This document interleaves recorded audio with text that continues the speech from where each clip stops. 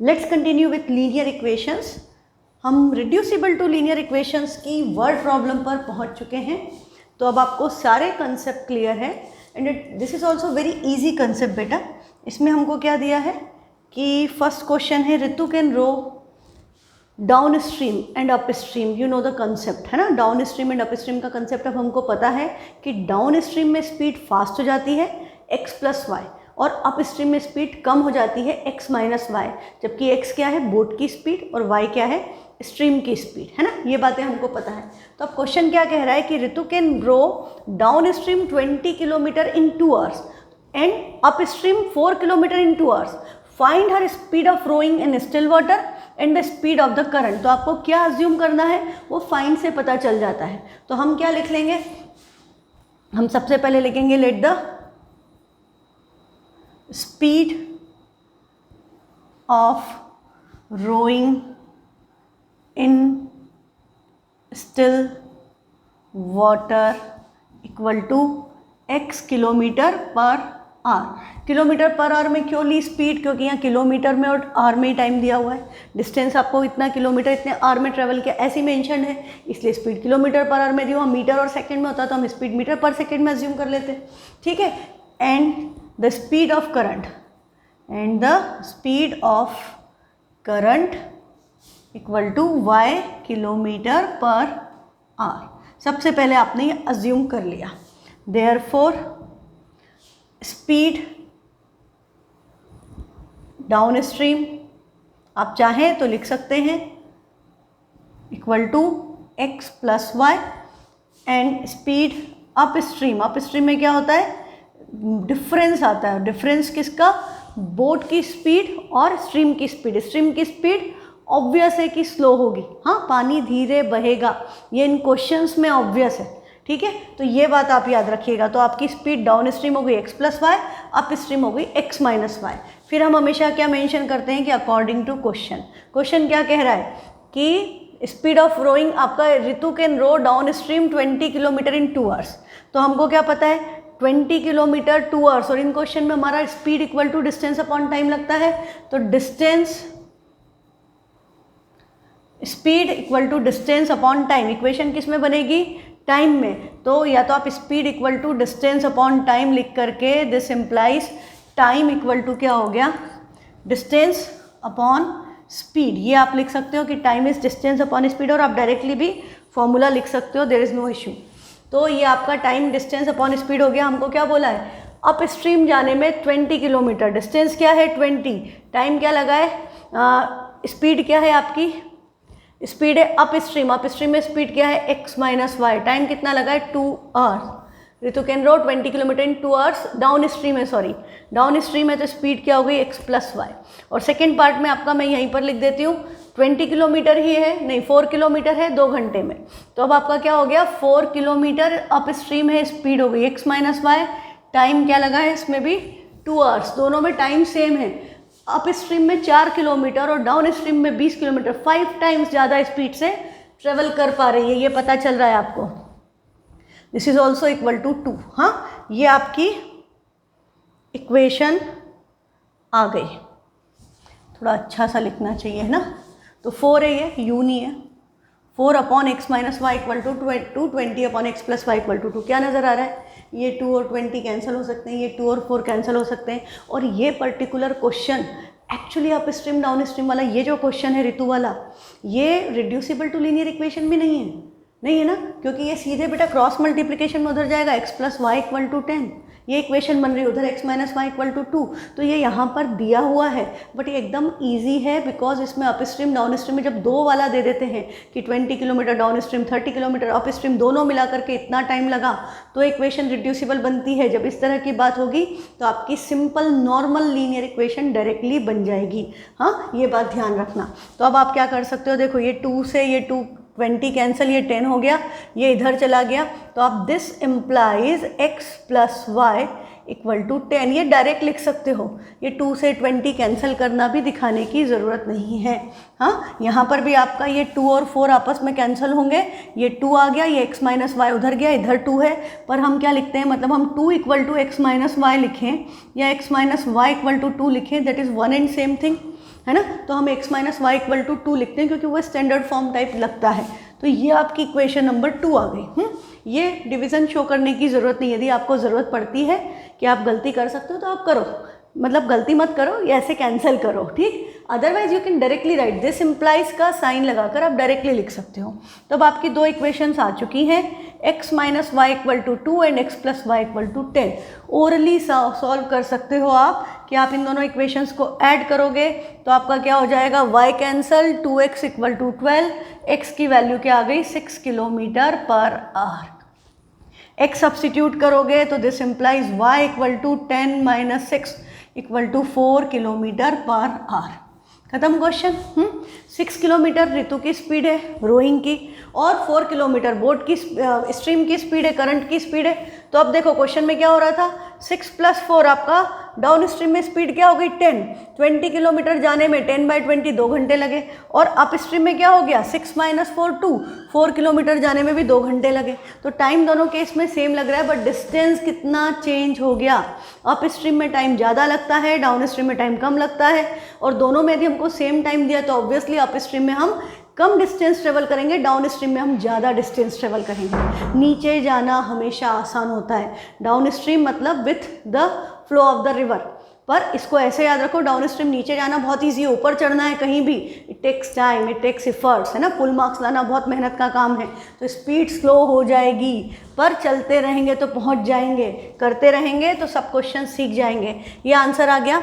Last में answer board में इसी तरह से लिखो जो लैंग्वेज में पूछा था, स्पीड ऑफ रोइंग इज, है ना, हम क्या लिखेंगे, therefore speed of rowing in still water equal to 6 kilometre per hour and speed of stream, stream की क्या आई है 4, और यूनिट्स ज़रूर मेंशन करें। ये लिख करके इसको इस तरह से हाईलाइट कर दो, आपका काम कंप्लीट। हाँ, क्वेश्चन का आंसर लिख के हमेशा उसके आसपास देखो, या तो आप क्या कर सकते हो, आप उसको अंडरलाइन कर दो कि ये आंसर आया है ना, या उसके आसपास इस तरह से बॉक्स बना दो या एक सर्कल बना दो, ठीक है। आपको कलर्स ज़्यादा यूज़ नहीं करने होते पेन के, है ना। आप रेड पेन तो बिल्कुल यूज़ नहीं कर सकते, ब्लू ब्लैक ही अलाउ होता है, बट वो उस तरह से answer should be always highlighted, ठीक है। तो ये कंसेप्ट अब याद रखना, गड़बड़ नहीं होना चाहिए अप स्ट्रीम डाउन स्ट्रीम में। सेकेंड क्वेश्चन क्या कह रहा है, अब आपका क्वेश्चन आ गया मेन वुमन का। हाँ, इसको अपन टाइम एंड वर्क कहते हैं। ये कंसेप्ट आपने 8th क्लास में सीखा हुआ है। टाइम एंड वर्क का जो कंसेप्ट है ये 8th क्लास में किया हुआ है। ये ऐसी बात है कि मान लो आप कोई भी काम कर रहे हो, सपोज आप NCERT सॉल्व कर रहे हो, अपन लीनियर इक्वेशन की बात कर लें कि लीनियर इक्वेशन में देयर आर 3.7 एक्सरसाइजेस, और मान लो कि आप 7 एक्सरसाइज करने में कितना टाइम लेते हो, कि आप पूरी 7 एक्सरसाइजेस, मान लेते हैं हम कि आपने 14 डेज में, ज़्यादा ले लिया है मैंने, हाँ 14 डेज़ नहीं लगते, 14 डेज़ में आपने 7 एक्सरसाइज पूरी सॉल्व कर ली। इसका क्या मतलब है, हाँ, यहाँ पर ये नहीं है कि आपकी मर्ज़ी, आपने एक दिन पढ़ा ही नहीं और एक दिन खूब पढ़ा, किसी दिन कम पढ़ा, किसी दिन ज़्यादा पढ़ा। ये जो टाइम एंड वर्क के क्वेश्चन होते हैं वो इस तरह से फ्रेम नहीं होते, they are framed like this कि हर एक की कैपेसिटी इक्वल है, जितने मैन वुमन बॉय गर्ल जो भी काम कर रहा है वो सबकी कैपेसिटी इक्वल है। All of them are working same work every day, जितना काम करते हैं रोज़ उतना ही काम करते हैं। मतलब हमको यदि अब आप निकालना हो, यहाँ पर हम माने कि आप रोज़ इक्वल काम करते हैं, 14 डेज़ में आपने 7 एक्सरसाइज की, तो एक दिन में कितनी एक्सरसाइज की, 14 डिवाइडेड बाय 7, आप 2 दिन में एक एक्सरसाइज करते हो। एक एक्सरसाइज करने में आप 2 दिन लगा रहे हो, ये पता चला ना। पर डे वर्क निकाला कि एक दिन में कितना काम, तो एक दिन में कितना काम होगा, तो 7/14 1/2। 1 डे वर्क निकालें तो आप आधी एक्सरसाइज ही करते हो, है ना। 2 दिन में एक एक्सरसाइज कर रहे हो तो हम 1 डे वर्क निकालते हैं, तो ये 7/14 होगा, तो आप हाफ एक्सरसाइज एक दिन में करते हो। तो यदि हम पूछे 10 दिन में कितनी कर लोगे, तो हम इसको मल्टीप्लाई बाय 10 कर देंगे कि 10 डेज़ में 5 एक्सरसाइज हो जाएगी। पता है, सिंपल सी बात है ना। यही मेन वुमन में होता है, बट द मेन वुमन वाला जो कंसेप्ट है वर्क में, उसमें ये है, ये सब मेंशन नहीं होगा क्वेश्चन में, बट इट इज़ ऑब्वियस कि सब लोग एक जैसा काम करते हैं, सबकी कैपेसिटीज़ उतनी ही हैं, है ना। ऐसा नहीं कि कोई ज़्यादा कर रहा है कोई कम कर रहा है, सब इक्वल कैपेसिटी से काम कर रहे हैं और डेली उसी कैपेसिटी से उतना ही काम करते हैं। ये सीक्रेट है इसका। मतलब हिडन रूल है, ये लिखा नहीं होगा कभी भी क्वेश्चन में, बट ये ऑब्वियस है। जो आपका लेबर्स होते हैं ना, जो मजदूर लोग काम करते हैं, उनके टाइम वर्किंग आवर्स फिक्स होते हैं कि वो 8 घंटे काम करेंगे, सबको इतने रुपए मिलेंगे, मेन को इतने, वुमन को इतने, कम मिलते हैं वुमन को, but the rate is fix labour का। तो वो इसी हिसाब से कि उनसे उतना ही काम लिया जा सकता है। ठीक, तो ये बात याद रखना। तो अब हमारा क्वेश्चन क्या कह रहा है हमको, अब हम क्वेश्चन पे आते हैं। ये कह रहा है 2 woman and 5 man, 2 woman plus 5 man can together finish an embroidery work in 4 days। मिल करके एम्ब्रॉयडरी वर्क 4 days में कर देते हैं। हाँ, 2 महिलाएं 5 पुरुष मिल करके एक काम 4 दिन में ख़त्म कर देते हैं। फिर वाइल 3 वुमन एंड 6 मैन, जबकि 3 वुमन होती और 6 मैन होते तो वही काम आपका 3 दिन में हो जाता। यही बात पता चल रही ना, इतना ये यहाँ से यहाँ तक पढ़ के आपको यही मोटी मोटी बात पता चल रही है कि 2 woman and 5 man can finish a piece of embroidery in 4 days, जबकि 3 महिलाएं होती और 6, मतलब एक एक दोनों में बढ़ा देते, 3 और 6, तो हमारा काम 3 दिन में हो जाता। लोग बढ़ा दिए, काम कम दिन में होगा, ये तो पता है ना। ज़्यादा लोग करेंगे तो काम जल्दी हो जाएगा, कम लोग करेंगे तो टाइम ज़्यादा लगेगा, सिंपल सी बात। तो वो यही बोल रहा है। जैसे आपने टेप वाले क्वेश्चन खूब किए हुए हैं 8th में। अब क्या बोल रहा है, find the time taken by 1 woman alone to finish the work and also that taken by 1 man alone. क्या अज्यूम करना है, ये फाइंड वाले से पता चल गया कि हमको क्या निकालना है कि यदि हम एक ही वुमन को काम पे रखते वो कितने दिन में करती, या हम एक ही मैन को काम में रखते तो वो कितने दिन में कर देता। और हम ये रिलेशनशिप से XY, अब हम ये हमारे पास लीनियर इक्वेशन है, दैट्स अ बिग टूल, हम उससे कैलकुलेट कर सकते हैं। और यदि हमें काम कम टाइम में करवाना है, या हमें ज़्यादा लोग नहीं रखना, हमें कम लोग रखने हैं, ज़्यादा दिन चलेंगे हमको, तो वी कैन प्लान कि हम कितने लोग रखें तो कितने दिन में काम हो जाएगा। हाँ, हमको जो भी करना है वो हम वेरिएबल डाल करके हम कैलकुलेट कर सकते हैं, है ना। ये बहुत बड़ा टूल है linear equation, it's not simple thing. तो हमको यहाँ पर अज्यूम क्या करना पड़ेगा, लेट द, यही time taken bye, let the time taken by 1 woman alone to finish the work,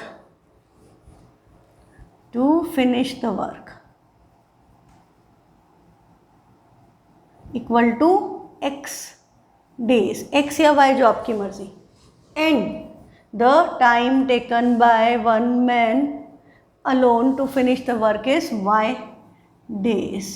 हमने क्या मान लिया कि एक महिला अकेले x दिन में काम कर देती है और एक बंदा रख लेंगे तो वो y दिन में काम कर देगा। ठीक है, तो अब हम क्या निकालेंगे, देयरफॉर 1 day वर्क, सब में 1 day वर्क निकलता है। 1 day वर्क ऑफ 1 वुमन क्या होगा, जैसे आप 14 दिन में, हाँ 14 days में आप 7 एक्सरसाइज कर रहे थे, तो 1 day में कितना कर रहे थे, 7/14। हाँ, तो यहाँ पर 1 day वर्क क्या होगा वुमन का, x days में काम कंप्लीट हो रहा है, तो एक दिन में कितना होगा, 1/x। तो 1 day work of 1 woman equal to 1/x and 1 day work of 1 man क्या हो गया, 1/y। ये बात समझ में आ गई कि यदि x दिन में काम पूरा हो रहा है, 10 दिन में काम पूरा हो रहा है, तो एक दिन में कितना होगा, 1/10। 5 दिन में कितना होगा, 5/10, दैट इज हाफ। पता चल जाता है ना, 10 दिन में होगा मतलब 5 दिन में आधा हो जाएगा। ये तो अपना आता है, ये तो जिसको मैथ्स नहीं आती वो भी समझता है ना, कि कोई काम यदि महीने भर में पूरा हो रहा है तो 15 दिन में आधा हो जाएगा, है ना। यदि पेशेंट को ठीक होने में भी कोरोना से 8 दिन लग रहे तो 4 दिन में आधा ठीक हो जाएगा, ऐसा नहीं होता, वहाँ पे नहीं अप्लाई होता है यहाँ। हाँ, ये अपना काम में अप्लाई होता है, ठीक, रिकवरी में नहीं अप्लाई होता। तो ये बात ध्यान रखें, ये एक बात समझ में आ गई।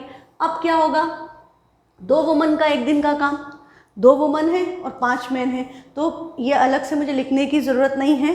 अभी पहली बार मैं लिख के बता देती हूँ, पर आपको एग्जाम में लिखने की ज़रूरत नहीं है। हाँ, so 2 womans 1 day work of 2 woman क्या हो जाएगा, यदि 2 लोग काम कर रहे हैं तो आपको उसको क्या करना पड़ेगा, 2 से मल्टीप्लाई। तो ये क्या हो जाएगा, 1/x था तो 2 times 1/x, this can be written as 2/x। अब आप समझ ही गए होंगे कि 1 day वर्क ऑफ, अब कितने मैन थे, 5 मैन, तो 5 मैन क्या होगा, 5 times 1/y, that can be written as 5/y। और ऐसे ही यदि आप 3 वुमन का 1 day वर्क निकालोगे तो 3 into 1/x, that is 3/x। और 6 मैन का 1 day वर्क क्या हो गया, 6 into 1/y, that is 6/y। ये सारी बात समझ में आ गई। तो बेटा लिखना सिर्फ यही है क्या, कि ये जो अपन ने लिखा था एक वुमन को अकेले काम करने में x डेज लग रहे हैं, एक मैन को y डेज लग रहे हैं, एक वुमन एक दिन में 1/x काम करती है, एक मैन एक दिन में 1/y काम करता है। ये लिखने की ज़रूरत नहीं है, दैट इज़ नॉट रिक्वायर्ड, ये सिर्फ आपको समझाने के लिए था। तो आप समझ गए हो, तो लेट्स हाइड दिस। क्या हो गया?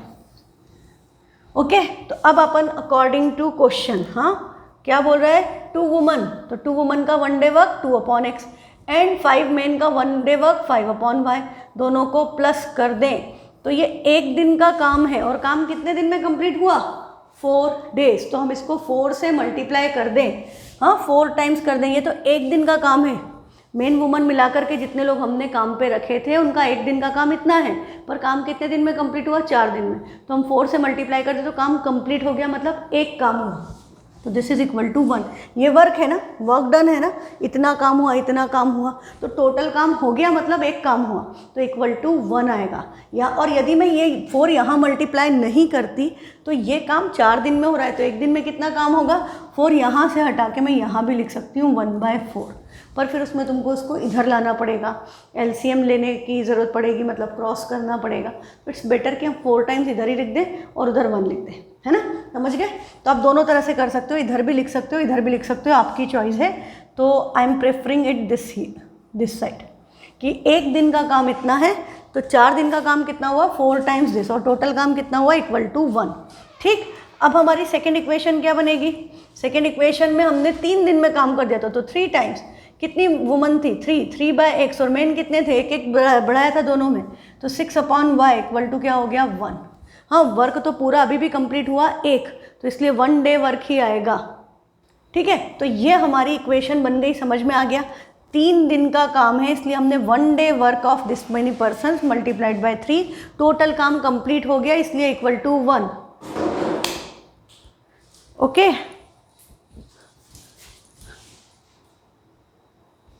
ठीक है, तो ये आपकी इक्वेशन बन गई।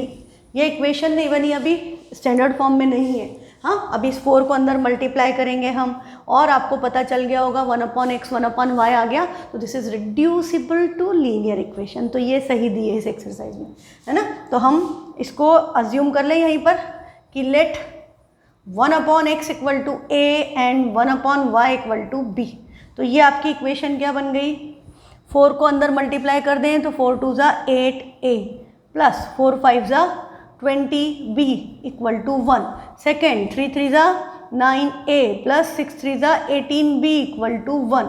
ये 3 इधर ब्रैकेट के साथ है, उधर नहीं है, हाँ, तो इसलिए उधर मल्टी नहीं होगा। ये इक्वेशन बन गई।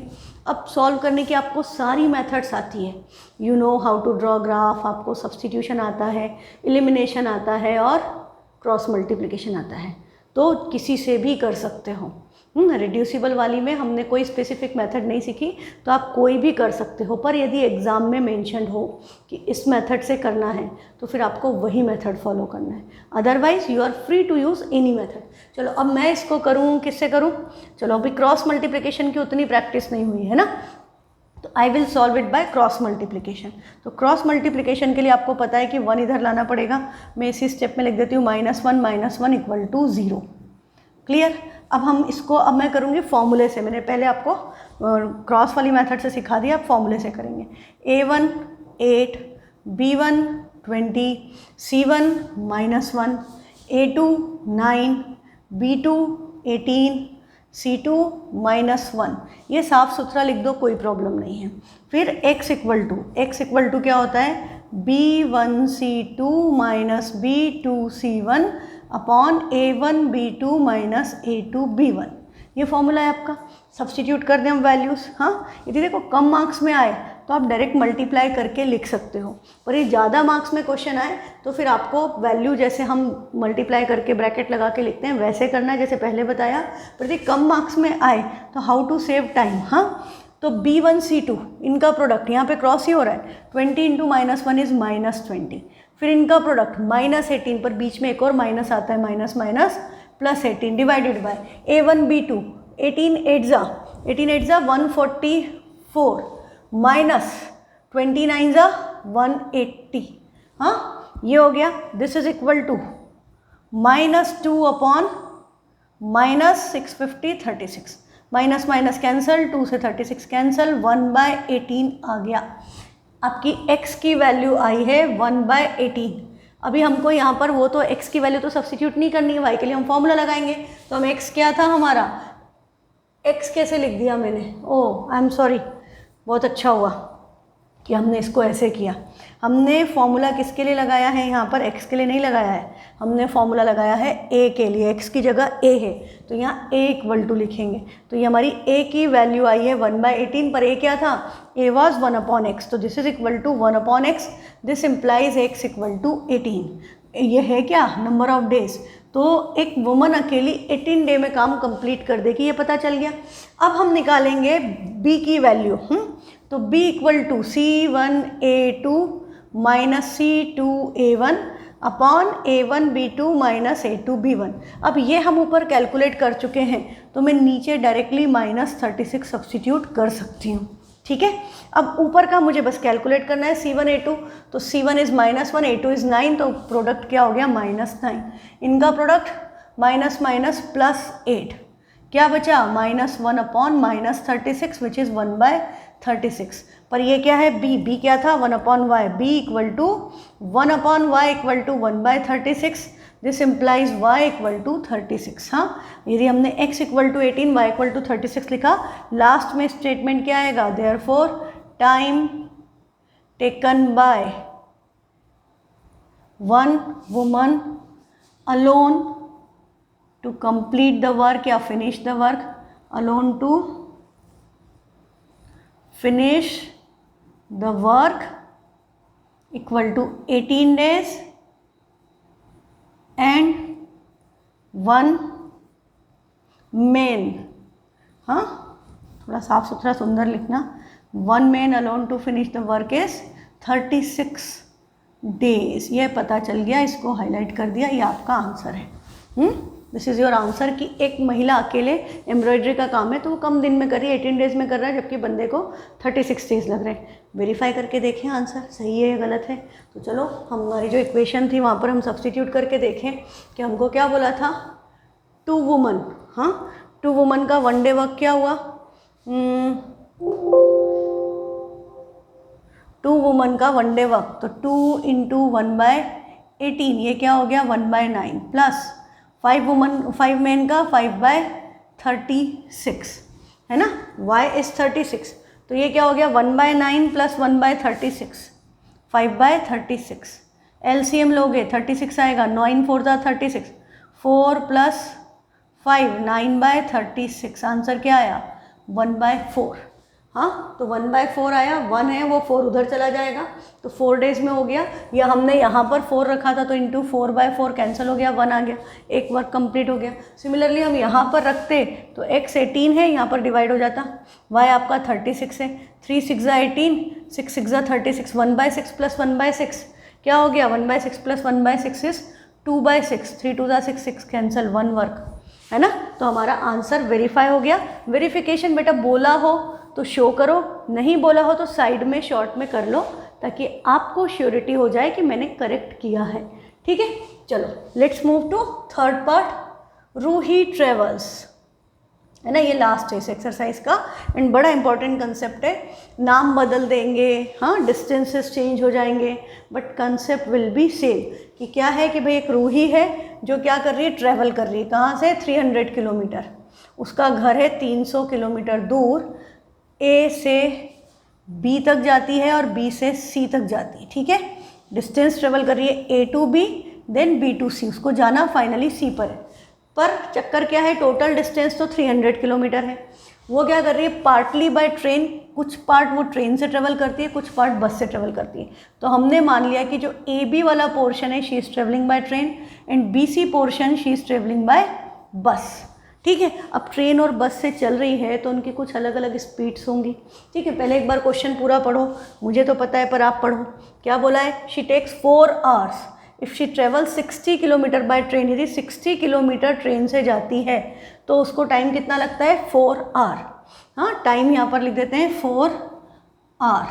तो भाई एक बात बताओ कि 300 किलोमीटर जाना था और 60 किलोमीटर ट्रेन से चली गई, तो बस से कितना जाएगी, 300 में से 60 माइनस कर दें, तो डिस्टेंस ट्रेवल्ड बाय बस क्या हो गया, 300 माइनस 60 इक्वल टू 240 किलोमीटर।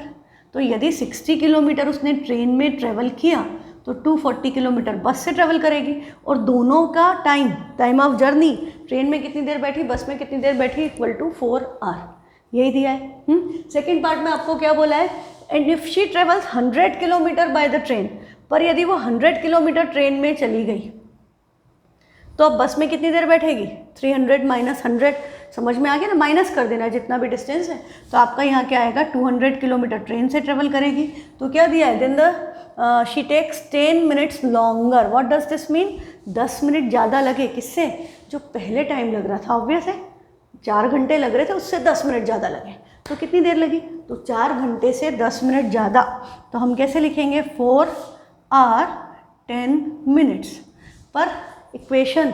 और हमसे पूछा क्या है, find the speed of the train and the bus separately, दोनों की अलग अलग स्पीड निकालो कि बस की क्या है और ट्रेन की क्या है। तो क्वेश्चन तो समझ में आ गया कि अज्यूम क्या करना है, आपका अजम्पशन क्या होगा, let the speed of, assumption होगा लेट द स्पीड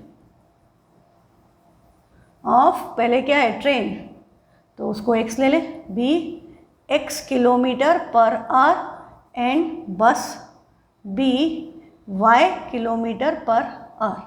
ये b की बजाय आप ऐसा इक्वल टू भी कर सकते हो, speed of train x kilometre per hour, speed of bus is equal to y kilometre per hour. Units लिखना मैंडेटरी है, ठीक। तो अब एक बात बताओ कि अपना कंसेप्ट तो यहाँ भी वही लगेगा, distance equal to speed, speed equal to distance upon time, तो टाइम इक्वल टू अभी भी क्या है, डिस्टेंस अपॉन स्पीड, है ना, ये याद रखना। ये अभी क्वाड्रेटिक इक्वेशंस में भी बहुत ज़रूरत पड़ेगी, ये फॉर्मूला तो आपको सरफेस एंड वॉल्यूम में भी काम आएगा, है ना। यहाँ पर पानी बह रहा है, नदी वगैरह बड़ी सारी चीज़ों में लगेगा ये फॉर्मूला, याद रख लो।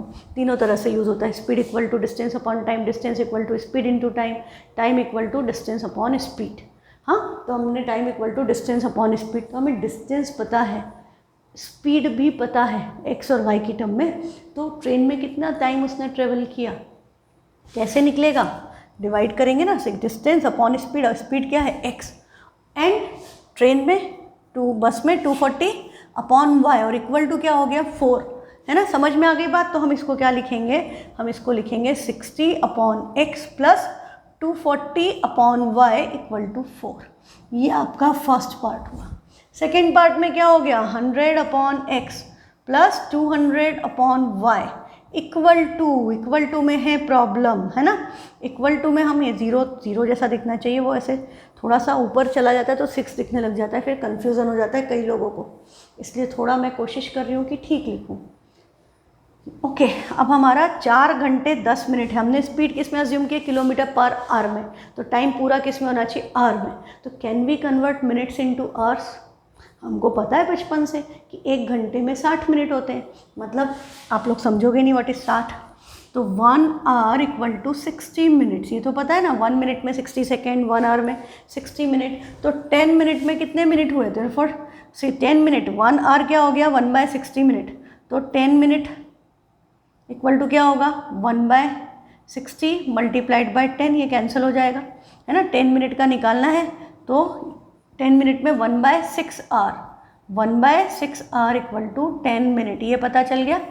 हाँ, ये ऐसे समझा दिया मैंने, पर आप इसको शॉर्ट में क्या लिख सकते हो, 4 प्लस है ये 10/60, या ये प्लस की जगह मैं अभी आपको समझाती हूँ, एक बड़ी इंपॉर्टेंट बात, ये कैंसिल होंगे, तो 4 + 1/6 बचा, दिस इज 4 + 1/6, एलसीएम लोगे 6 आएगा, 6 4 ज़ा 24 + 1, आंसर क्या आया 25/6।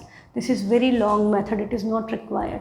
आप डायरेक्टली इसको क्या कर सकते थे बेटा कि यहाँ पर 4:10/60 लिखते, 4:10/60, अभी भी क्या हुआ 0 0 कैंसल, 4:1/6 बना, and this could be directly written as 25/6। This is what you are suppose to do. इतना लंबा करने की जरूरत नहीं, प्लस किया तो भी वही हुआ, और हमने डायरेक्ट 4:1/6 लिखा, हम एक्सप्रेशन, तो वो इम्प्रॉपर में कन्वर्ट किया, 25/6 हो गया। सिंपल है, ये कंसेप्ट क्लियर, ध्यान रखना, नहीं समझ में आया फिर से देखो, प्रैक्टिस करो, ये कंसेप्ट इंपॉर्टेंट है। कुछ बच्चों को प्रॉब्लम होती है, अधिकतर को जिनको फ्रैक्शन में कोई प्रॉब्लम नहीं है, they will do it easily. तो यहाँ पर इक्वल टू में हम क्या लिखेंगे 25/6, पता चल गया। अब क्या दिख रहा है, अभी हमको दिख रहा है ये 60 है, ये 100 है, ये 240 है, 200 है, कुछ भी सेम नहीं है। और पहली बात तो रिड्यूसिबल टू लीनियर इक्वेशन है, 1/x 1/y, कोई बात नहीं, रिड्यूस करना तो आता है। पर हम देखें कि इधर 4 है, नंबर 4 से डिविजिबल है, ये 25 है, ये 25 के टेबल में आते हैं, तो कर दो डिवाइड, किसने मना किया? आप फटाफट डिवाइड करो, इक्वेशन बनाओ, अपने आप सॉल्व करो, फिर वापस आकर के देखो वीडियो। तो ये वाली इक्वेशन में आपने 4 कॉमन लेंगे तो ये 60 15 4 होता है, सॉरी 15, और मैं 1/x को यहीं पर लिख दूँ, लेट 1/x इक्वल टू, चलो u मान लेते हैं, and 1/y equal to v मान लेते हैं। तो 15u प्लस ये हो गया, 4 से करेंगे तो 60 4 240, 60v। मेरे को u भी मानना अच्छा नहीं लगता, मैं u भी नहीं मान रही क्योंकि वो थोड़ी देर में एक जैसे बनने लग जाते हैं। तो इससे बेटर तो है कि आप pq ले लो, है ना, a भी नहीं लेना चाहते यदि तो pq ले लो, कन्फ्यूज़न नहीं होगा। 15p plus 60q, 15 4 60, 60 × 4 240 equal to 4। ये 4 से ये 4 कैंसिल, इक्वेशन क्या बन गई? 15p plus 60q equal to 1। ये 0 नहीं हुआ है, 4 से 4 डिवाइड हुआ है, तो 4/4 1 आता है, 4/4 0 नहीं आता, 4 - 4 0 आता है। हाँ, तो कोई 0 नहीं लिखेगा यहाँ पर, ये बात ध्यान रखें। ये आपकी फर्स्ट इक्वेशन हो गई। सिमिलरली सेकंड में हमको क्या दिख रहा है? 25 से डिविजिबल है, 25 कॉमन लिया, 25 4 100 and 25 8 200, q equal to 25/6, 25 cancel, इस 6 को हम इधर क्रॉस मल्टीप्लिकेशन में लाके मल्टीप्लाई कर दें तो ये क्या हो गया? 6 4 24p plus 6 8 48q equal to 1। 0 नहीं होगा, अभी भी 1 आएगा। हाँ, ये बात ध्यान रखना। ये आपकी क्या आ गई? Equation number 2। तो फर्स्ट 15p है, 60q है, 1 है, 24p 48q, 15p plus 60q equal to 1। ये आपकी फर्स्ट, ये सेकंड, दोनों इक्वेशन आ गई। एलिमिनेशन से करें तो क्या दिख रहा है? हाँ, देखो मैं दोनों में यदि आप p एलिमिनेट करते हो तो क्या करोगे? साइन दोनों के पॉजिटिव है, किसी को भी करो, कोफिशिएंट किसी का सेम नहीं है, मल्टीप्लाई दोनों इक्वेशन को ही करना पड़ेगा, p करो या q करो।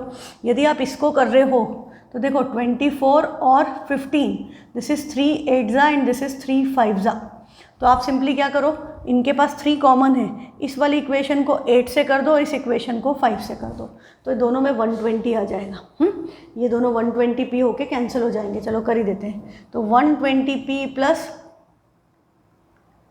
240q equal to 5।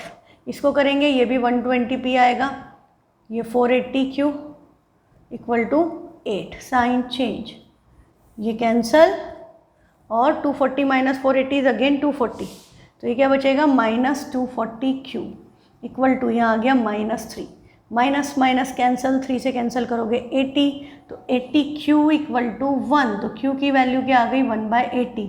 q क्या था? 1/y, this is equal to 1/y। This implies y की वैल्यू क्या आ गई? 80। ये क्या है? स्पीड ऑफ, y क्या था? स्पीड ऑफ बस।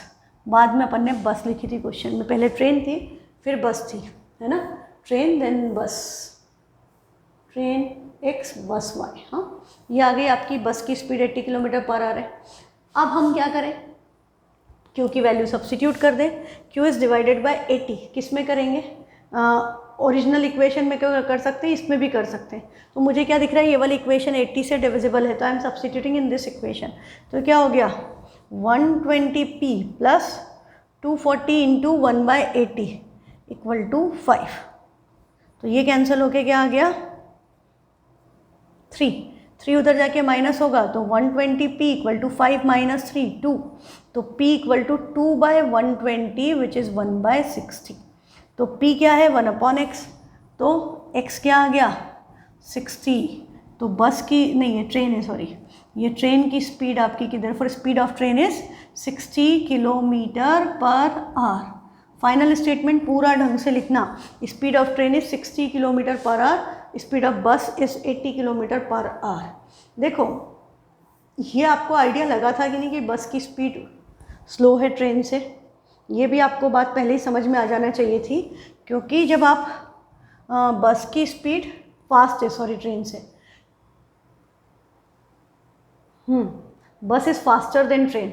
क्यों? क्योंकि हम जब 60 किलोमीटर ट्रेन में चल रहे थे तो हमें 4 घंटे लग रहे थे। जब हमने 100 किलोमीटर मतलब 40 किलोमीटर ज़्यादा ट्रेन में ट्रेवल किया तो हमारा टाइम इंक्रीज़ हो गया। हमने ज़्यादा डिस्टेंस उससे ट्रेवल किया, हमारा टाइम बढ़ गया। मतलब ट्रेन स्लो चल रही है, बस फास्ट चल रही है। यदि उल्टा हुआ होता कि हमने इसमें डिस्टेंस बढ़ाया होता, टाइम कम हो जाता, इसका मतलब ये फास्ट है, इसमें हमको कम टाइम लगा, है ना। ये बातें तो देख के पता चल जाना चाहिए, लीनियर इक्वेशन मतलब क्वेश्चन पढ़ के आपको इस बात का आइडिया लग जाना चाहिए, है ना। ये सब जनरल ऑब्जर्वेशंस है which skills you should develop. Last में आप लिख दोगे therefore the speed of the train is 60 kilometre per hour and bus is 80 kilometre per hour. अब आप इसमें सब्सटीट्यूट करके देखना चाहते हो तो करके देखो। आपका फर्स्ट केस क्या था, 60/x, तो 60/x में हम x की जगह क्या रखेंगे, बस की स्पीड कितनी आई है 60 और उसकी आई है 80, ट्रेन की 60 बस की 80, ट्रेन की 60 तो 60/60 और अपॉन में 80, ये कैंसिल होगा 1 घंटा, इसमें बैठी 3 घंटा, 3 घंटा 1 घंटा मिला के 4 घंटा, करेक्ट है। सेकेंड पार्ट में आपका यहाँ पर डिवाइड बाय 60 करेंगे तो ये क्या हुआ 100/60 प्लस 200/80, ये 0 0 1 1 कैंसल, 2 5 जा 2 3 जा, ये तो 4 5 जा 4 2 जा, तो ये 5/3 प्लस 5/2, डिनोमिनेटर अलग है, न्यूमरेटर सेम है, 5 could be taken common, LCM लोगे 6 आएगा, 2 5 जा 10 प्लस 5 3 जा 15, 15 प्लस 10 25/6 आया, 25/6 आर आया है, आर इसको हम कन्वर्ट करें तो 6 4 जा 24 प्लस 1/6 बचा, और ये आर है, इसको मिनट में कन्वर्ट करना है तो हम इसको किससे मल्टीप्लाई कर देंगे, मल्टीप्लाइड बाय 60, तो 6 10 जा 60, तो ये 4 आर 10 मिनट्स, तो 4 घंटे से 10 मिनट ज़्यादा। क्वेश्चन में ये बोला था टेक्स 10 मिनट्स लॉन्गर, तो कभी का टाइम कम भी दे सकते हैं, कभी ज़्यादा भी दे सकते हैं, कम होगा तो माइनस हो जाएगा, है ना। तो ये बात ध्यान रखना कि ओरिजिनल टाइम की कंपैरिजन में ही बात चल रही है। तो इसके साथ आपका एनसीईआरटी से एक्सरसाइजेस फिनिश। अभी हमारी बची है ऑप्शनल, और ऑप्शनल में नीचे लिखा है, यहाँ स्टार लगा हुआ है और यहाँ पर नीचे क्या लिखा होगा कि ऑप्शनल, अच्छा मैंने वो लगाया ही नहीं शायद, they are not for examination point of view, सबसे नीचे आपका लिखा होगा optional exercise is not for examination point of view, तो उस लाइन को दिमाग से निकाल दो। हमको सब कुछ करना है, if we want to score full marks. Optional के क्वेश्चन भी एग्जाम में आते हैं, हम जब आरडी करेंगे, आरएस करेंगे, पीके करेंगे, क्वेश्चन बैंक्स करेंगे, तो हम सारे एक्स्ट्रा क्वेश्चन करेंगे, तब हम उसमें छांटने बैठेंगे कि हमको ऑप्शनल का क्वेश्चन नहीं करना है, और एग्ज़ाम में आते हैं। ये बहुत पुराने ज़माने की बुक छपी हुई है, तो वो लिखा हुआ है, बट हमको बहुत सारे एक्स्ट्रा क्वेश्चंस करने हैं ताकि हम फुल मार्क्स लेकर के आए, है ना, हमारी ग्रिप अच्छी आए, सब्जेक्ट में हमको समझ में भी आए। ठीक, तो चलो अब हम इसमें चलते हैं। ये भी बड़ा इंटरेस्टिंग क्वेश्चन है, वीडियो पॉज करके आराम से पढ़ना, फिर सॉल्यूशन देखना, या आप पहले ही पढ़ लो तो बहुत अच्छी बात है। क्या बोल रहा है, the ages of 2 friends Annie and Biju, नाम पे भी ध्यान देना बड़े अच्छे से बना है, एनी एंड बीजू, ये ए से स्टार्ट हो रहा है, वो बी से, डिफर बाय 3 ईयर्स, 2 फ्रेंड्स है, दोनों की एज में 3 साल का डिफरेंस है। ये नहीं मेंशन है कि एनी बीजू से बड़ा है या बीजू एनी से बड़ा है, हाँ हमको ये नहीं पता, मतलब दोनों केसेस पॉसिबल हैं कि a minus B equal to 3 या b minus A equal to 3। If I take Annie की एज मैंने a ले ली, बीजू की एज b ले ली, तो उन दोनों में 3 साल का डिफरेंस है, तो a माइनस बी भी 3 हो सकता है, b माइनस ए भी 3 हो सकता है, दोनों कंडीशन पॉसिबल है ना। अब आगे क्या बोला है, एनी के फादर हैं Dharam, there are 4 characters, Annie Biju, Annie के फादर हैं धर्म, ठीक है, और is twice as old as Annie, और धर्म की एज क्या है, एनी से डबल। तो अब अपन एज वाले क्वेश्चन कर चुके हैं, आपको पता है कि एनी से डबल है, मतलब धर्म की एज को हम 2 टाइम्स से लिख सकते हैं, प्रेजेंट एज की बात हो रही है सबकी। And Biju is twice as old as his sister Kathy, और बीजू की एक बहन है जिसका नाम कैथी है, पता चला ABCD। अब यदि आप इनको X Y Z वगैरह मानोगे तो आप परेशान हो जाओगे, आपको रिलेशन याद रखना पड़ेंगे कि कौन सा क्या था, कौन फादर है, कौन बेटा है, कौन सन है, हाँ कौन सिस्टर है। तो सबसे अच्छा है इस क्वेश्चन में अजम्पशन ABCD ही ले लो कि लेट एनी की एज A है, बीजू की B है, कैथी की C है, धर्म की D है, तो बड़ा आसानी से क्वेश्चन बन जाता है, कुछ याद भी नहीं रखना पड़ता। तो हमारा धर्म का रिलेशन तो 2 टाइम्स है।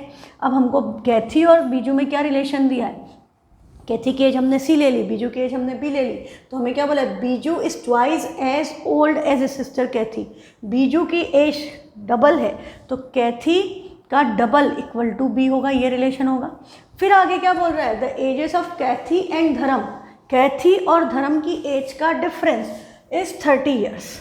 उन दोनों की एज में सी और डी का डिफरेंस 30 ईयर्स। तो अब देख बात बताओ, एक तो एक के पापा हैं और एक दूसरे फ्रेंड के बहन है, तो बहन तो छोटी होगी ना। ये रिलेशन तो 100% श्योर है कि धर्म जो है he will be elder than Kathy, है ना। एनी और बीजू में हम नहीं कह सकते कि कौन बड़ा है क्योंकि दोनों फ्रेंड्स हैं, पर धर्म और कैथी में तो वी कैन बी श्योर कि धर्म विल बी एल्डर देन कैथी। तो आपको क्या बोला है, दोनों में 30 साल का डिफरेंस है, मतलब धर्म माइनस कैथी इक्वल टू 30 या धर्म इक्वल टू सी प्लस 30, ये रिलेशन आएगा ना दोनों में से, जो आप लिखना चाहो। तो आपकी बहुत सारी इक्वेशंस बन गई। एक इन दोनों में, ये दोनों को लेकर के सॉल्व करना है, एक बार ये एक बार ये, आंसर दोनों ऐसे आते हैं जो एक्सेप्टेबल होंगे। हाँ, दोनों की एज एनी बीजू कैथी धर्म की जो एज आएगी that is acceptable in both cases, तो हमें 2 बार सॉल्व करना है। फिर धर्म के लिए 2 है, कैथी और बीजू में अब हमारे पास 4 वेरिएबल हैं और हम क्या पढ़ रहे हैं, लीनियर इक्वेशन इन 2 वेरिएबल्स, तो हमको उसको कन्वर्ट करना है 2 वेरिएबल में, मतलब हमको सब्सटीट्यूट करना है। अब आप ए और बी में हमसे पूछिए एज किसकी है, find the age of Annie and Biju, तो हमें ए और बी में इक्वेशन को कन्वर्ट करके सॉल्यूशन निकालना है। इतनी बात क्लियर। हाँ, क्वेश्चन फिर से एक बार शांति से पढ़ो, अच्छे से पढ़ो, और मैं वापस शुरू से शुरू करती हूँ। तो मैं आपको सिर्फ साथ साथ समझा रही थी। हम स्टार्ट कैसे करेंगे, हम लिखेंगे let the age of Annie equal to A, Biju equal to B, Kathy equal to C and Dharm equal to D, all in years. सबकी एज हमने क्या मान ली, A B C D, Annie A साल का, बीजू 20 साल का, कैथी सी साल की, धर्म डी साल का। ठीक है, फिर हमारी फर्स्ट कंडीशन क्या है कि एनी एंड बीजू, आप चाहो तो ऐसा लिख सकते हो, Annie and Biju differ by 3 years, differ by 3 years. This implies a minus B equal to 3 और b minus A equal to 3। ये दोनों हमारी क्या बनी, फर्स्ट इक्वेशन। या तो a माइनस बी 3 है या b माइनस ए 3 है। क्लियर। अब सेकेंड पार्ट में हमको क्या बोला था कि Dharam is twice as old as Annie. यहाँ पे इनफैक्ट अकॉर्डिंग टू क्वेश्चन लिख दो, एक कंडीशन ये हो गई। सेकेंड कंडीशन क्या है कि Dharam is twice as old as Annie, तो धर्म की एज क्या हो गई, एनी की एज का डबल। ये आपका सेकेंड रिलेशन है। फिर हमको क्या बोला था, Kathy is half the age of Biju, तो कैथी की एज बीजू की एज का हाफ है, तो यहाँ पर b/2 भी लिख सकते हैं या 2c इक्वल टू b भी लिख सकते हैं। ये हमारी कंडीशन नंबर 3 आ गई। फिर कंडीशन नंबर 4 में क्या बोला, धर्म एंड कैथी। हाँ, हमको क्या बोला कि Dharam and Kathy differ by 30 years. This is your fourth condition. हमारे पास 4 रिलेशन हैं। हाँ, फर्स्ट में ये दोनों हैं, ये भी फर्स्ट है और ये भी फर्स्ट है। आप चाहो तो इस पर डैश लगा लो, 2 वन इक्वेशन नंबर 1 है। तो ये हमारे पास रिलेशन आया, बट हमने ऑलरेडी डिस्कस कर लिया we need equation in terms of A and B only. तो हम क्या करें, हम यहाँ डी की जगह लिख दें 2a और सी की जगह लिख दें b/2। तो from 2, 3 and 4, from 2, 3 and 4, 2, 3 and 4 equation से आपका क्या हो गया, धर्म की जगह हमने क्या लिख दिया 2 टाइम्स एनी, कैथी की जगह हमने क्या लिख दिया Biju upon 2, this is equal to 30। 2 का एलसीएम लेंगे, 2 सबसे मल्टीप्लाई, 2 2 ज़ा 4a minus B equal to 30 2 ज़ा 60। ये अब आपकी इक्वेशन बन गई। हाँ, अब एक इक्वेशन ये है और एक equation a minus B equal to 3, दोनों से सॉल्व करना है 1 बाय 1। तो अब आप इसको बोलोगे इक्वेशन नंबर 2, या मैं उसको a बोल दूँ तो this is my equation number b। हालांकि b वी लिखोगे तो कन्फ्यूज़न हो सकता है किसी को, तो p लिख दें, दिस इज इक्वेशन p। ठीक, तो अब आपके पास फर्स्ट इक्वेशन क्या थी, a minus B equal to 3, है ना, a minus B equal to 3 था। तो अब हम क्या करें, a minus B equal to 3 के साथ सॉल्व करें। एलिमिनेशन दिख रहा है बड़े आराम से, दोनों के पास b है, माइनस ही है तो माइनस प्लस माइनस ये cancel, 4a minus a 3a, 60 minus 3 57। तो a क्या आ गया 19, 3 ज़ा 57, a आ गया 19, एनी की एज आ गई 19। तो एनी की एज यहाँ सब्सटीट्यूट करेंगे, दिस इम्प्लाइज बीजू की एज 19 माइनस 3 इज 16। हाँ, तो a आ गया 19 ईयर्स, b आ गया 16 ईयर्स।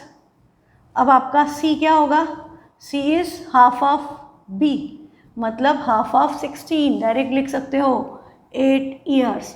और डी की एज, धर्म की एज क्या होगी? Dharam is double of Annie, that is 19 2 equal to 38 years. ये आपका एक सेट ऑफ आंसर आया कि एनी 19 साल का है, बीजू 16 साल का है, कैथी 8 साल की है, धर्म 38 साल का है। सारे रिलेशन सेटिस्फाई होंगे। और यहाँ पर देख लो धर्म और कैथी का डिफरेंस 30 ईयर्स है। ठीक, ये फर्स्ट पार्ट। अब हम दूसरा पार्ट इसका सॉल्व करेंगे साइमल्टेनियसली कि 4a minus B equal to तो 60 है, पर हमारी वो इक्वेशन जो थी वो a माइनस बी की जगह क्या हो गई? b minus A. तो b minus A equal to 3, तो हम इसको minus A plus B equal to 3 लिख सकते हैं। इसमें कोई डाउट है? b minus A plus B आगे पीछे किया, साइन तो सेम रहेंगे। हाँ, तो a minus A plus B हो गया। अभी क्या दिख रहा है? Plus B minus B directly cancel. 4a minus A 3a equal to 60 plus 3 is 63। A से 3 से कैंसिल करेंगे, ए क्या आ गया? 21। इस केस में एनी की एज क्या हो गई? 21। तो बीजू की एज क्या होगी? माइनस 21 है, उधर जाके प्लस होगा, तो बीजू की एज क्या आ गई? 24 ईयर्स। बीजू 24 का है, कैथी कितने की होगी? इसका हाफ, दैट इज 12। धर्म कितने का होगा? इसका double, that is 42। And 42 minus 12 is also 30। All relations are satisfied. तो ये दो सेट ऑफ सॉल्यूशन आएंगे इस पर्टिकुलर क्वेश्चन में। You will get 2 sets of solution, दोनों लिखना है। हाँ, एक निकाल के छोड़ोगे फुल मार्क्स नहीं मिलेंगे, क्योंकि आपके 2 सेट ऑफ सॉल्यूशन आ रहे हैं, आपको दोनों ही निकालने हैं। सिंपल है, इजी है, बट कीप प्रैक्टिसिंग, है ना। क्वेश्चन समझ में भी आ जाए तो भी बेटा उसको कम से कम 2-3 बार करो, और नहीं समझ में आए तो 5-6 बार करो, पीछे लग जाओ। जब तक समझ में नहीं आए करते रहो, बार बार लगातार। नहीं आए करना ही है। मैथ्स ऐसे ही होता है कि पीछे लगना पड़ता है, छोड़ नहीं देते कि नहीं आ रहा छोड़ो। नहीं आ रहा है समझ में तो मुझे फ़ोन करो, व्हाट्सएप करो, आई विल हेल्प यू। ठीक है, थैंक यू। कीप प्रैक्टिसिंग, आगे के क्वेश्चंस ट्राई करना।